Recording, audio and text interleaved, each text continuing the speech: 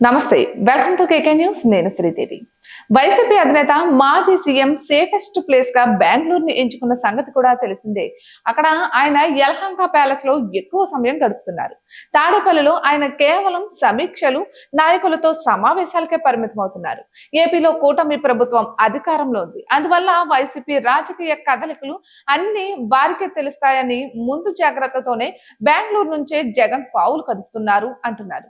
ఇటీవల కాలంలో తాడేపల్లి జగన్ ప్యాలెస్ బయట అగ్ని ప్రమాదం జరిగిన నేపథ్యంలో మొత్తం అంతా సీసీ కెమెరాలు అక్కడ పోలీసులు ఏర్పాటు చేసి గట్టి నిఘానే పెట్టారు.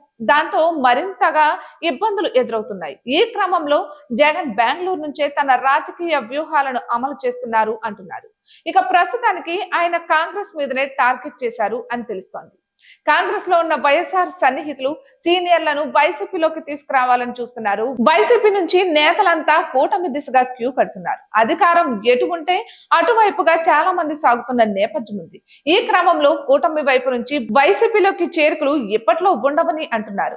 ఇక ఎన్నికల వేళలో మాత్రం అటు నుంచి ఇటు ఉంటాయని అంటున్నారు. ఇక దాంతో ఏపీలో కాంగ్రెస్ నుంచి కీలక నేతలను తెచ్చి వైసీపీని బలోపేతం చేసుకోవడం మీద జగన్ ఫోకస్ పెడుతున్నారు అని అంటున్నారు. అలా చేయడం వల్ల వైసీపీ ముఖ్య స్థానాలలో బలోపేతం అవుతుందని, అలానే తన సొంత చెల్లెలు షర్మిల నాయకత్వం వహిస్తున్న ఏపీ కాంగ్రెస్ ని నిర్వీర్యం చేయడం ద్వారా రాజకీయంగా ఆమెకు చెక్ చెప్పాలని భారీ స్కెచ్ తో ఉన్నారంటున్నారు.